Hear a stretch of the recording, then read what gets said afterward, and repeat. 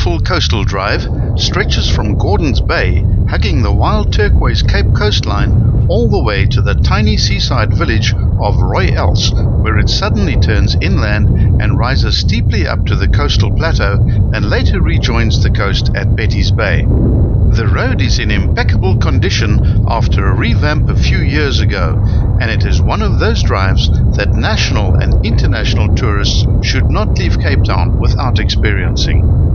The road is named after Jack Clarence, whose vision and foresight motivated the construction of the road.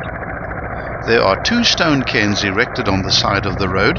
One is in honor of Jack Clarence, and the other is to commemorate the modernization and upgrading of the road in 1998. We filmed this road from east to west, and this is one of those roads that should ideally be driven at a leisurely pace. The 1998 upgrade has created a marvelous safe road with lots of places to stop and enjoy the fantastic views over the dramatic scenery of towering mountains meeting the rugged ocean line.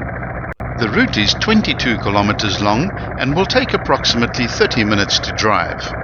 The road ends at Gordons Bay, which is named after a Scot, Colonel Robert Gordon, who was the last commander of the Dutch East India garrison in the Cape.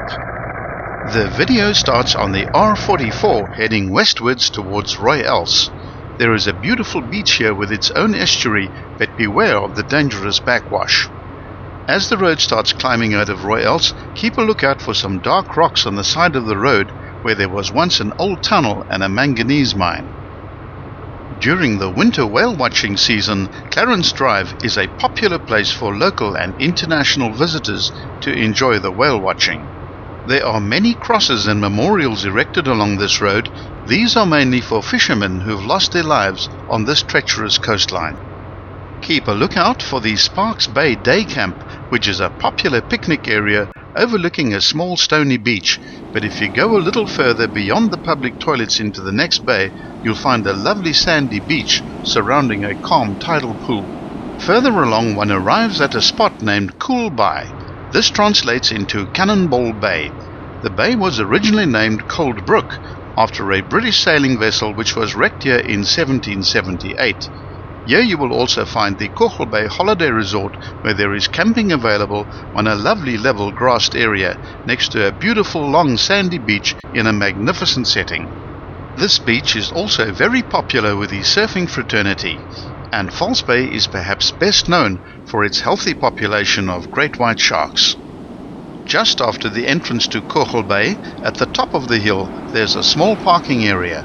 From there you can take a footpath down to the beach to a spot named Dapat Segat.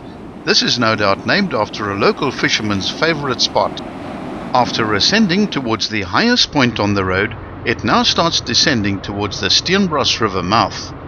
On the eastern side of the bridge is an ample parking area which gives access to the bridge and a hiking trail that leads to a spot up the ravine known as Crystal Pools.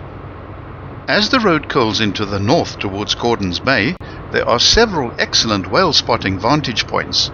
The whale season runs from May through to October each year, when the whales arrive in the warm and sheltered waters of False Bay and Walker Bay to calve. Soon the road drops down towards Gordons Bay, where you'll have a good view of the small harbour with its famous Bikini Beach just before the harbour wall. If the predominantly gale force southeasterly wind is not blowing, you'll probably see yachts sailing in and out of the harbour at any time of the year. On a clear day, you'll be able to see Cape Point on the western side of the bay, which is packed with marine life, including seals, dolphins, sharks and whales.